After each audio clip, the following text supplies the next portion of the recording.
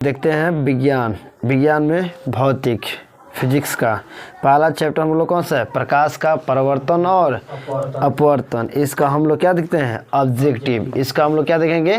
Objective देखेंगे। इसमें प्रकाश का परावर्तन और अपवर्तन से जितना भी ऑब्जेक्टिव परीक्षा में आने वाला है 2024 के एग्जाम में जो आने वाला है उसी ऑब्जेक्टिव को हम लोग ध्यान से देखने वाले हैं। देखिए इसमें सबसे प्रकाश का परावर्तन और अपवर्तन का जो ऑब्जेक्टिव है तुम लोग अपने गाइड में देखो, और ये आप लोग यूट्यूब वाले स्क्रीन पर देखिएगा कि वहाँ पर जो लगा हुआ है उसमें सारे ऑब्जेक्टिव है, जो हमें ऑब्जेक्टिव पढ़ाने वाले हैं, समझाने वाले हैं, वो सारे के सारे स्क्रीन पर लगा हुआ है। आप लोग वहाँ पर अच्छे तरीके से देखिएगा, हम अपने गाइड में देख रहे हैं। चलिए स्टार्ट करते हैं हम लोग। इसमें जो पहला क्वेश्चन है, जल की एक गोलीय बूंद में व्यास के अनुदिश आपतित प्रकाश किरण की कितनी बार अपवर्तन होगा? तो याद रखिएगा इसका आंसर, राइट आंसर होगा डी यानी 1 होगा। कितना होगा? 1। 2 नंबर क्वेश्चन हमारा है। 2 नंबर क्वेश्चन, लेंस के मुख्य फोकस की संख्या कितनी होती है? तो इसकी संख्या कितनी होती है? 2। लेंस की मुख्य फोकस की संख्या कितनी होती है? 2 होती है। 3 नंबर हमारा क्वेश्चन है, समतल दर्पण द्वारा बना प्रतिबिंब होता है। समतल दर्पण द्वारा बना प्रतिबिंब कैसा होता है? काल्पनिक, यानी इसका आंसर, राइट आंसर बी हो जाएगा। राइट आंसर क्या होगा? बी। 4 नंबर क्वेश्चन हमारा है, सरल सूक्ष्मदर्शी में इसका उपयोग होता है। सरल सूक्ष्मदर्शी में इसका उपयोग होता है। सरल सूक्ष्मदर्शी यानी माइक्रोस्कोप में किसका यूज होता है? तो उत्तल लेंस, यानी राइट आंसर इसका हो जाएगा डी। तो हमारा 4 का आंसर क्या हो जाएगा? डी हो जाएगा। उसके बाद 5 नंबर क्वेश्चन हमारा है। 5 नंबर क्वेश्चन में दिया है कि अवतल दर्पण में आवर्धित काल्पनिक प्रतिबिंब बनाने के लिए वस्तु को कहाँ रखा जाता है?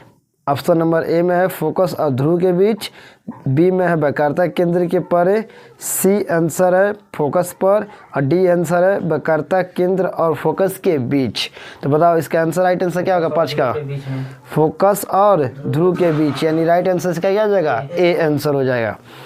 उसके बाद 6 नंबर क्वेश्चन हमारा है कि किस दर्पण की फोकस दूरी चीनों की परिपाटी के अनुसार ऋणात्मक मानी जाती है?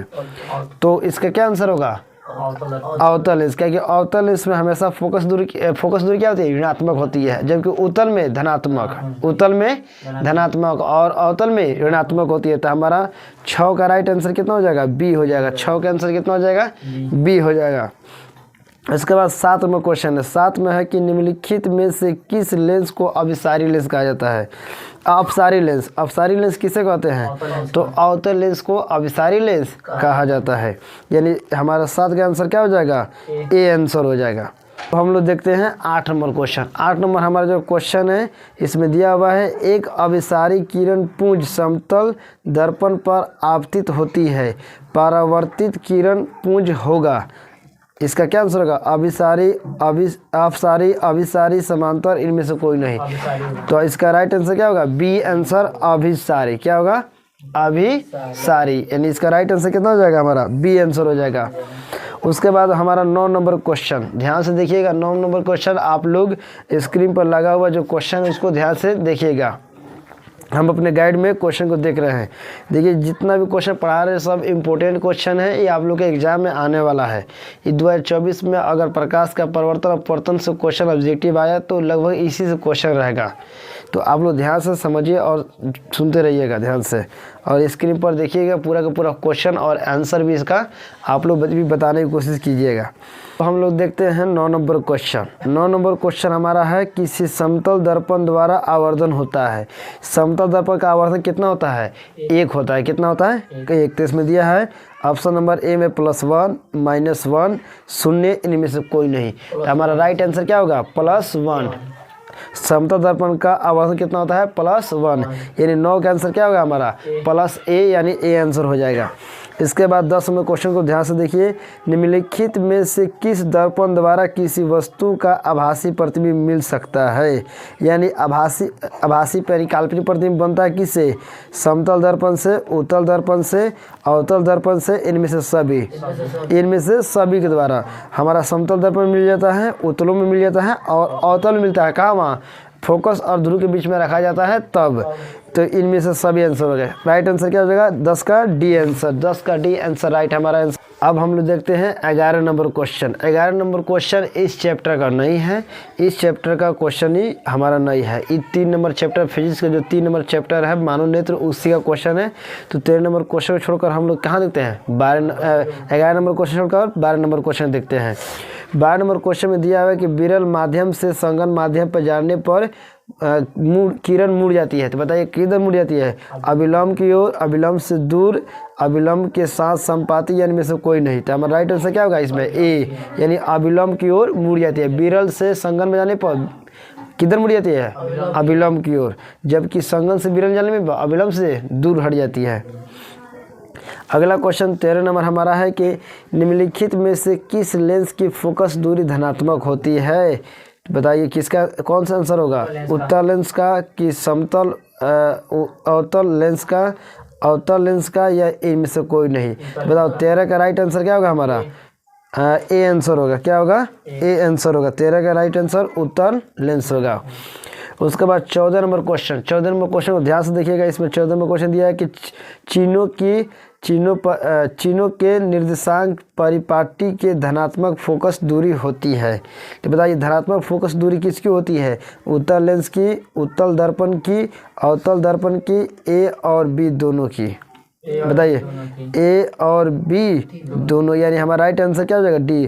क्या कि देखो इसमें उत्तल दर्पण की भी फोकस दूरी क्या होती है? धनात्मक, और उत्तल लेंस की भी क्या होती है? धनात्मक होती है। इसीलिए हमारा ए और बी यानी डी आंसर राइट आंसर इसका हो जाएगा। उसके बाद अगला क्वेश्चन हमारा है कि कौन नंबर? 15 number question. 15 क्वेश्चन देखिए, निर्देशांक चिन्ह परिपाटी में सभी दूरियां मापी जाती है। कहाँ से मापी जाती है? ध्रुव से। कहाँ से मापी जाती है? ध्रुव से। इसका राइट आंसर क्या हो जाएगा? बी। उसके बाद 16 नंबर क्वेश्चन देखिए, संगन माध्यम से विरल माध्यम में गमन करने पर आपतन कोण और अपवर्तन कोण में संबंध क्या होता है? तो बताइए इसका कौन सा आंसर होगा? आई बड़ा होता है आर से, बी में दिया आई आर दोनों बराबर होता है, आर बड़ा होता है आई से, और आर बराबर आई बराबर 0। बताइए इसमें ए बी सी डी कौन आंसर होगा?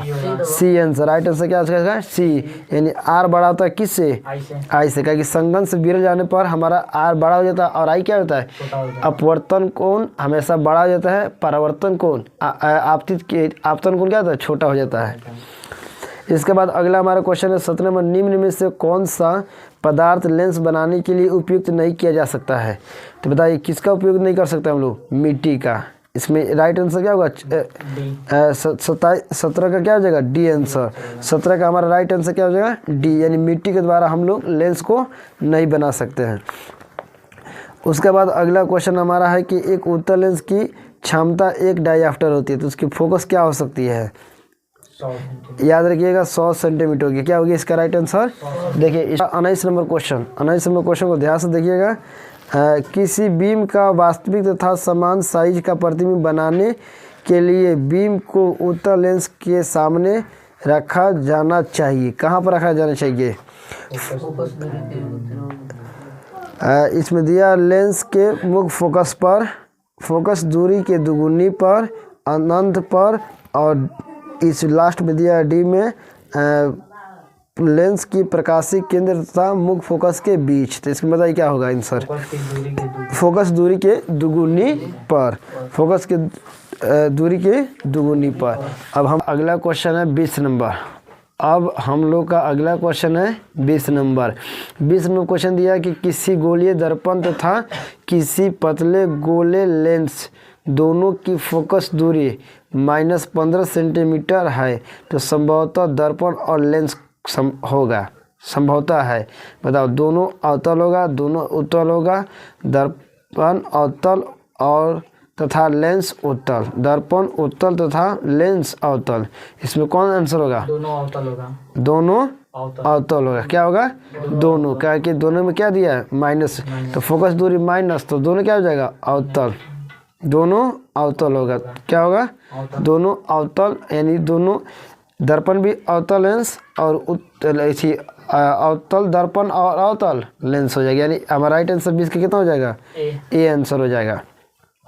अगला क्वेश्चन हम लोग का देखिए बहुत VVI क्वेश्चन है, एग्जाम में आने की पूरी संभावना है। 21 नंबर क्वेश्चन हमारा, प्रकाश के अपवर्तन के नियम कितने होते हैं? 2 नियम होते हैं। कितने होते हैं? प्रकाश के परावर्तन 22 नंबर क्वेश्चन देखिएगा, प्रकाश के परावर्तन के कितने नियम होते हैं? 2। फिर हमारा देखिए क्वेश्चन फिर पूछ दिया 23 में, सरल सूक्ष्म दर्शन किसका होता है? उत्तल लेंस का। तो इसका राइट भी आंसर क्या हो जाएगा? डी आंसर हो जाएगा। क्या हो जाएगा? डी। 24 का हमारा क्वेश्चन है, किसी माध्यम में आपतन कोण का मान होता है। तो बताइए 24 में आपतन कोण का मान कितना होता है? साइन आई बेटा, साइन आर, यानी हमारा इसका आंसर क्या हो जाएगा? ए। 25 का बताओ, 25 क्या हो जाएगा? एक उत्तल लेंस होता है। एक उत्तल लेंस कौन होता है? तो उत्तल लेंस याद रखिएगा, बीच में मोटा और किनारों पर पतला। तो देख लो इसमें क्या दिया है, किनारों की अपेक्षा बीच में मोटा। सी आंसर हो जाएगा इसका। क्या हो जाएगा? 25 का आंसर क्या हो जाएगा हमारा? सी। बीच में मोटा होता है, किनारों पर पतला होता है। उसके बाद अगला हमारा क्वेश्चन इसमें दिया है, अवतल लेंस का आवर्धन बराबर होता है। बताओ इसमें क्या होगा? बी बटा यू, भी बटा यू। तो हमारा राइट आंसर क्या हो जाएगा? डी आंसर हो जाएगा। क्या हो जाएगा? डी। 27 का देखिए, 27 का क्या होगा? गोलीय दर्पण में फोकांतरण तथा वक्रता त्रिज्या का संबंध है। तो बताइए इसमें क्या होगा? आ बराबर 2f, आ बराबर वक्रता त्रिज्या बराबर 2 गुने फोकस दूरी हमेशा 2 गुनी होती है किसकी? त्रिज्या की। चलो अगला हमारा क्वेश्चन इसमें क्या दिया है, निर्गत किरण और एवं अभिलंब के बीच का कोण को कहते हैं। बताइए इसमें क्या होगा? निर्गत किरण, निर्गत कोण, यानी 28 का सी। 1 मीटर फोकस दूरी वाले उत्तल लेंस की क्षमता क्या होगा? बताइए। एक डाईऑप्टर, बल क्वेश्चन यही है। एक डाईऑप्टर दिया तो उसका 100 सेंटीमीटर होगा, यानी 1 मीटर होता है। अब 1 मीटर का 100 सेंटीमीटर बना सकते हो, और 1 मीटर डाईऑप्टर कितना हो जाएगा? एक डाईऑप्टर। 1 मीटर क्या हो जाएगा? 1 डाईऑप्टर। उसके बाद अगला हमारा क्वेश्चन है 30 नंबर। 30 में क्वेश्चन देखो, किसी अवतल दर्पण द्वारा काल्पनिक सीधा और आवर्धित बनाता है तो वस्तु की स्थिति होनी चाहिए। बताइए इसका आंसर क्या होगा? दर्पण तथा उसके फोकस के बीच, यानी 30 का हमारा राइट आंसर क्या हो जाएगा? ए आंसर हो जाएगा। क्या हो जाएगा? ए। उसके बाद 31 नंबर क्वेश्चन को ध्यान से समझिएगा, किस दर्पण द्वारा प्रतिबिंब सीधा एवं छोटा बनता है? तो उत्तल दर्पण। कौन सा द्वारा? उत्तल दर्पण छोटा बनाता है और सीधा। इसी कारण इसका यूज कहाँ किया जाता है? साइड मिरर में। कहाँ पे किया जाता है? साइड मिरर में। बताओ अवतल दर्पण है, अवतल दर्पण कौन होता है? अभिसारी दर्पण। कौन दर्पण? तो 32 का क्या हो जाएगा? A answer. उसके बाद 33 नंबर क्वेश्चन को ध्यान से देखिए। 33 नंबर क्वेश्चन होता है कि उत्तल दर्पण से बना प्रतिबिंब होता है। उत्तल दर्पण से हमेशा काल्पनिक और छोटा बल। क्वेश्चन यही था हमारा। 31 नंबर क्वेश्चन और 33 नंबर क्वेश्चन क्या था? सेम। इसके बाद 34 नंबर क्वेश्चन को ध्यान से देखिए, निम्नलिखित में किस दर्पण द्वारा किसी वस्तु का वास्तविक प्रतिबिंब प्राप्त किया जा सकता है? तो बताओ उस क्या होगा? अवतल दर्पण द्वारा, यानी हमारा इसका राइट आंसर क्या हो जाएगा? बी। इसके बाद 35 का क्या दिया, निम्नलिखित में से किस में बड़ा और वास्तविक, तो वही होगा अवतल दर्पण होगा। वास्तविक और बड़ा कौन बनाता है? अवतल दर्पण। तो हमारा 35 का राइट आंसर बी हो जाएगा। क्या हो जाएगा? बी। आप लोग ध्यान से स्क्रीन पर देखते रहिएगा, स्क्रीन पर सब क्वेश्चन लगा हुआ है, वहाँ पर आप लोग अच्छे से देखते रहिएगा। अगला हमारा क्वेश्चन है 35 नंबर, समतल दर्पण द्वारा बना प्रतिबिंब होता है। बताओ समतल दर्पण द्वारा प्रतिबिंब कैसा बनता है? काल्पनिक प्रतिबिंब। कैसा बनता है? काल्पनिक। हमेशा क्या होता है? काल्पनिक होता है। इसका राइट आंसर बी हो जाएगा। राइट आंसर क्या हो जाएगा? बी। इसके बाद हमारा 36 में क्वेश्चन है कि किसी वस्तु का आवर्धित प्रतिबिंब होता है। किसी वस्तु का आवर्धित प्रतिबिंब होता है। तो बोल आवर्धित मतलब बड़ा कौन बनाता है? अवतल दर्पण से। अवतल दर्पण से क्या होता है? बड़ा प्रतिबिंब बनता है। काल्पनिक प्रतिबिंब होता है हमेशा सीधा। याद रखिए क्या होता है? सीधा। यानी 38 का ए आंसर। 39 का किस दर्पण में हमेशा आभासी एवं छोटा प्रतिबिंब होता है? आभासी छोटा कौन बनाता है? उत्तल। तो हमारा कौन सा होगा? बी आंसर होगा। कौन सा होगा? B answer. उसके बाद निम्न में से किस दर्पण की फोकस दूरी धनात्मक होती है? तो हमारा क्या हो जाएगा? उत्तल दर्पण। कौन सा होगा? उत्तल दर्पण की फोकस दूरी क्या होती है? धनात्मक। उसके बाद हमारा अगला क्वेश्चन है 41 नंबर क्वेश्चन, गोलीय दर्पण के ध्रुव और फोकस के बीच की दूरी को क्या कहते हैं? क्या कहते हैं बताओ? फोकस समांतर। ध्रुव और फोकस के बीच की दूरी को हम लोग क्या कहते हैं? फोकांतरण, यानी 41 का हमारा क्या हो जाएगा राइट आंसर? फोकांतरण, बी आंसर हो जाएगा। उसके बाद वक्रता त्रिज्या आर एवं फोकस के बीच की संबंध क्या होता है हमारा? बताओ। एफ बराबर आर बटा 2 या एफ बराबर आर या आर बराबर एफ बटा 2 या एफ बराबर आर बटा 2 बटा एफ। बताओ इसका आंसर क्या होगा? 42 का बी का राइट आंसर हो जाता है एफ, जो होता है वक्रता त्रिज्या की आधी। अब वक्रता त्रिज्या हमेशा दुगुनी, हमेशा याद रखना, जो त्रिज्या होती है हमारी वक्रता, जो त्रिज्या होती है वो फोकस की दुगुनी होती है, और फोकस हमारी क्या होती है? वक्रता त्रिज्या की आधी। तो ये हमेशा कंफ्यूज कर देता है कि एफ बराबर 2f और एफ बराबर आर बटा 2। चलिए इसका राइट आंसर क्या हो जाएगा? 42 का ए।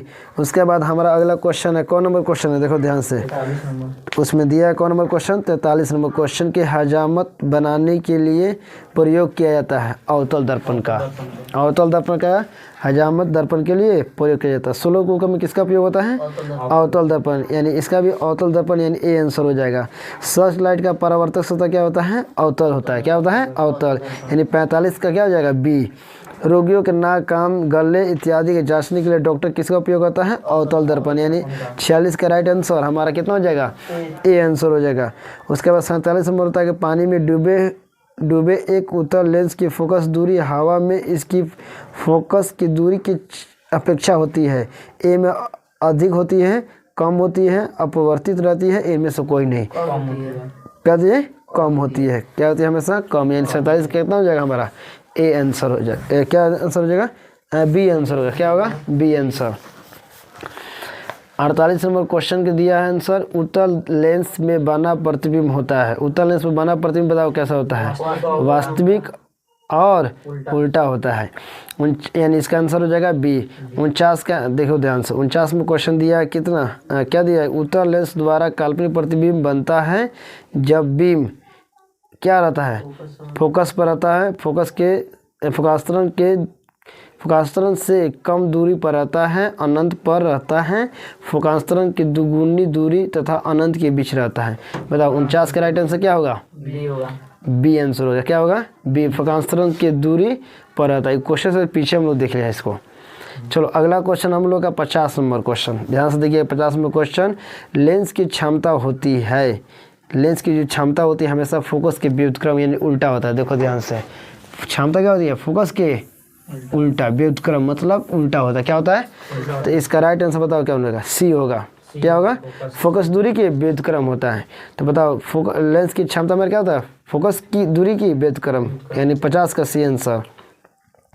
51 नंबर क्वेश्चन दिया, उत्तल लेंस में जब बीम एफ और 2f के बीच रखा जाए तब बना प्रतिबिंब होता है।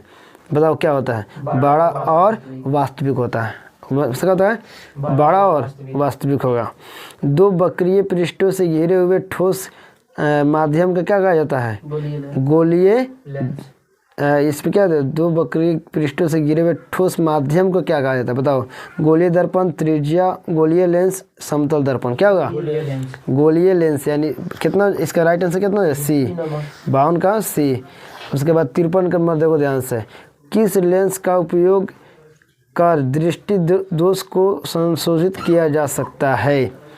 बताओ क्या होगा? उत्तल लेंस। ये तो इसको इस चैप्टर का तो नहीं है, लेकिन इसका राइट आंसर क्या हो जाएगा? B answer. अब हम लोग देखते हैं 54 नंबर क्वेश्चन। 54 नंबर क्वेश्चन में दिया हुआ है कि नए कार्तिकीय चिन्ह परिपाटी के अनुसार दर्पण के सामने रखे गए बीम की दूरी ली जाती है। बताइए क्या होती है? धनात्मक, ऋणात्मक, कभी धनात्मक, कभी ऋणात्मक, इनमें से कोई नहीं। यानी इसका राइट आंसर क्या होगा हमारा? बी, ऋणात्मक होती है। दर्पण के सामने अगर कुछ भी रहता है ऋणात्मक होती है, और हमेशा पीछे रखने पर धनात्मक होती है। 55 में क्वेश्चन में दिया है कि प्रत्येक लेंस के दो वक्रता केंद्र होते हैं क्योंकि लेंस की दो वक्र सतहें होती है। लेंस की एक सतह वक्र तथा दूसरी समतल होती है। लेंस की दोनों सतहें समतल होती है, इनमें से कोई नहीं। बताइए इसका राइट आंसर क्या होगा? 55 का। दोनों की क्या होती है? वक्र वाला सतह होती है। 55 का राइट आंसर क्या होगा? ए आंसर हो जाएगा। दोनों की क्या होती है? वक्र सतह होती है, इसीलिए इसकी वक्रता केंद्र कितनी होती है? 2 होती है। अगला क्वेश्चन हम लोग का 56 नंबर, गोलीय लेंस के लिए फोकस दूरी f और वस्तु दूरी u और प्रतिबिंब दूरी v में संबंध होता है। बताइए कौन संबंध होगा? इसमें हमारा आंसर हो जाएगा कौन? b आंसर होगा। 1/v माइनस 1/u बराबर 1/f। देखो लेंस में जो होता है दर्पण सूत्र, लेंस सूत्र होता है कौन होता है? 1/v माइनस 1/u बराबर 1/f। ये हम कौन सूत्र है? लेंस सूत्र। कौन सूत्र है? लेंस सूत्र। जबकि दर्पण सूत्र कौन होता है? 1/u प्लस 1/v बराबर 1/f। इसमें प्लस रहेगा, इसमें माइनस। इसको बोलते हैं हम लोग दर्पण सूत्र। इसको हम लोग बोलते हैं दर्पण सूत्र। वो कौन सा हमारा है? लेंस सूत्र। इस बताइए इसमें कौन सा होगा? 56 का बी, क्योंकि इसमें लेंस सूत्र पूछा है। दर्पण पूछता तो हमारा 1/u प्लस 1/v बराबर 1/f होता। अगला हमारा क्वेश्चन है 57 नंबर। कौन होगा? 57 में दिया है कि एक अवतल लेंस की फोकस दूरी 10 सेंटीमीटर। फोकस कितना दिया है? क्या बताओ? त्रिज्या क्या? दुगुनी कर दो उसका, तो 10 का दुगुनी 20, तो इसका कितना आंसर होगा? 20 सेंटीमीटर, यानी 57 का बी होगा। उसके बाद 58 नंबर क्वेश्चन में दिया निम्नलिखित में से किसी वस्तु का वास्तविक प्रतिबिंब बना सकता है। बताओ वास्तविक कौन बनाता है? उत्तल लेंस। कौन सा बनाता है? तो 58 क्या होगा? बी। 59 नंबर क्वेश्चन दिया है कि उत्तल लेंस द्वारा आवर्धित काल्पनिक प्रतिबिंब तब बनता है जब उसकी वस्तु को रखी जाती है। ऑप्शन में दिया है अनंत पर, फोकस दूरी, फोकस और लेंस के बीच, फोकस पर, फोकस दूरी और दुगुनी फोकस दूरी के बीच। बताओ इसका राइट आंसर क्या होगा? फोकस और लेंस के बीच। अगला हमारा क्वेश्चन है 60 नंबर। 60 नंबर क्वेश्चन एक दिया क्वेश्चन में कि एक गोलीय दर्पण से 5 सेंटीमीटर की दूरी पर रखे बीम का प्रतिबिंब दर्पण से 30 सेंटीमीटर दूरी पर उसी ओर रखा है जिस पर बीम है। तो बताइए आवर्धन क्या होगा? नीचे बना भी दिया क्वेश्चन को। देखो आवर्धन क्या दिया? आवर्धन क्या होता है? -b/u। तो हमारा वस्तु की दूरी कितना है? 30 सेंटीमीटर और प्रतिबिंब के कितना है? 5 सेंटीमीटर। तो 5 6 30, अब माइनस तरह करेगा सूत्र में माइनस है, तो माइनस कितना हो जाएगा? 6। यानी 60 का आंसर क्या हो जाएगा? बी। यानी 60 का आंसर क्या होगा? b minus 6। अब हम लोग देखते हैं 61 नंबर क्वेश्चन। 61 नंबर क्वेश्चन में दिया है कि एक उत्तल लेंस से 30 सेंटीमीटर दूरी पर एक बीम रखी गई है। लेंस की से बराबर दूरी पर वास्तविक प्रतिबिंब बनता है, तो लेंस की फोकस दूरी होगी। तो बताइए इसका क्या होगा? त्रिज्या दिया है कितना? 30 सेंटीमीटर। तो बताओ फोकस क्या आधी हो जाएगी उसकी, तो कितना हो जाएगा हमारा? 15 सेंटीमीटर, यानी 61 का सी आंसर होगा। उसके बाद 62 नंबर क्वेश्चन दिया है। 62 नंबर क्वेश्चन आप लोग ध्यान से देखिएगा स्क्रीन पर। सारी का सारा क्वेश्चन आप लोग के स्क्रीन पर दिखाई देता होगा, उसमें आराम से देखते रहिएगा। अब हम लोग देखते हैं क्वेश्चन 62 नंबर। क्वेश्चन में 62 नंबर को ध्यान से देखिएगा। एक उत्तल लेंस की फोकस दूरी कितना है? 20 सेंटीमीटर। कितना दिया है? 20 सेंटीमीटर। तो इसकी क्षमता क्या होगी? देखो हमारा फोकस कितना दिया है? 20 सेंटीमीटर। कितना दिया है? हमेशा इसको क्षमता निकालने के लिए मीटर में रखना जरूरी होता है, तो मीटर में बदलते इसको क्या हो जाएगा? कट कर 1/5, 5 मीटर हो जाएगा। इसीलिए हमारा क्या हो जाएगा? क्षमता 1/f, यानी 1। अब हमारा कितना आएगा? 1/5। इसको हम लोग 1/1 कर सकते हैं कि नहीं? तो हमारा क्या होगा? पहला बटा दूसरा और चौथा बटा तीसरा, यानी इसको गुना करते हैं 5 हो जाएगा। 5 डाइऑप्टर, यानी हम इसका 62 का हमारा क्वेश्चन कौन होगा? आंसर हो जाएगा सी प्लस 5 डाइऑप्टर, यानी 62 का 5 डाइऑप्टर हो जाएगा। उसके बाद हमारा दिया है क्या? 63 नंबर क्वेश्चन, एक लेंस की क्षमता माइनस क्या होती है? 5 डाइऑप्टर, -5 डाइऑप्टर। तो बता इसकी फोकस दूरी क्या होगी? अब बताओ यहाँ पर प्लस है तो यहाँ पर प्लस सेंटीमीटर था 20, अब -5 दिया था, क्या हो जाएगा? -20 हो जाएगा। देखो यहाँ पर 20 सेंटीमीटर दिया तो उसको मतलब 5 डाइऑप्टर निकाले हैं। अब -5 देगा तो क्या हो जाएगा? -20 हो जाएगा। तो हमारा क्या हो जाएगा इसमें? -20 सेंटीमीटर। अब मीटर में देगा तो क्या हो जाएगा? 1। इसमें मीटर में देगा तो 1/5 होगा, 1/5 वो भी माइनस में होगा। तो हमारा इसमें क्या हो जाएगा? राइट आंसर -20 हो जाएगा, यानी 63 का बी आंसर हो जाएगा। उसके बाद हम लोग देखते हैं 64 नंबर क्वेश्चन। लेंस की क्षमता 4 डाइऑप्टर है। लेंस की क्षमता कितना है? 4 डाइऑप्टर। तो यह होगा, तो याद रखना इसमें क्षमता कितना दिया है? हमारा पावर कितना दिया है 4 डाइऑप्टर। तो इसी को हम उल्टा बनाते हैं तो फोकस हमारा क्या जाएगा उल्टा। तो जैसे ई पलटेगा तो वो भी पलट जाएगा। तो कितना हो जाएगा एफ होगा तो ई हो जाएगा 1/4। तो इसको ई होगा हमारा मीटर में, क्या होगा मीटर में। तो इसको आप काट सकते हो, कितना होगा 0 4 दूनी 8, यहाँ पर 10 हो जाएगा। 4 दूनी 8 बचा 2 तो 5 होगा 20, यानी इतना हमारा क्या हो जाएगा मीटर, यानी 0.25 मीटर। तो इसमें हमारा 20 सी तो दिया, लेकिन दर्पण कौन सा होगा उत्तल होगा। कौन सा दर्पण होगा प्लस दिया तो उत्तल होगा, माइनस में रहता तो अवतल। तो हमारा राइट आंसर क्या हो जाएगा बी। 64 का क्या हो जाएगा बी। 65 नंबर क्वेश्चन हम लोग का दिया हुआ है, किसी बिंदु वस्तु से निकल कर किरणें किसी लेंस पर अपवर्तित होकर जिस बिंदु पर मिलती है उससे हम लोग कहते हैं, बताओ क्या कहते हैं उससे। प्रकार्यता केंद्र, प्रतिबिंब बिंदु, फोकस या फोकस प्रकाश केंद्र, तो उसको हम लोग फोकस बोलते हैं। अगला क्वेश्चन हम लोग का है 66 नंबर क्वेश्चन, किसी शब्दकोश पर पाए गए छोटे अक्षरों को पढ़ते समय आप निम्न में से कौन सा लेंस पसंद करेंगे। तो बताओ इसका राइट आंसर क्या होगा। इसका हमारा हो जाएगा 50 सेंटीमीटर फोकस दूरी का उत्तल लेंस, 50 सेंटीमीटर फोकस दूरी का अवतल लेंस, 5 सेंटीमीटर का फोकस दूरी का उत्तल लेंस, और डी में दिया है 5 सेंटीमीटर फोकस दूरी वाला अवतल लेंस। तो बताइए इसका 66 का आंसर क्या हो जाएगा हमारा 50 सेंटीमीटर फोकस दूरी का अवतल लेंस। इसके बाद हमारा अगला क्वेश्चन हम लोग का दिया हुआ है 67 में, फोटोग्राफी कैमरे का अभिदृश्यक होता है, मतलब आगे वाला जो कैमरा वाला होता है उसमें कौन सा लेंस लगा रहता है, तो उत्तल लेंस लगता है हमेशा। कैमरा में कौन सा लेंस लगता है उत्तल लेंस। उसके बाद प्रकाश का तरंग का उदाहरण है, पता प्रकाश का तरंग कैसा होता है विद्युत चुंबकीय तरंग। आज हम लोग बस इतना ही ऑब्जेक्टिव देखते हैं, अब अगले वीडियो में हम लोग कुछ सब्जेक्टिव के बारे में देखेंगे। मिलते हैं अगले वीडियो में, तब तक के लिए जय हिंद।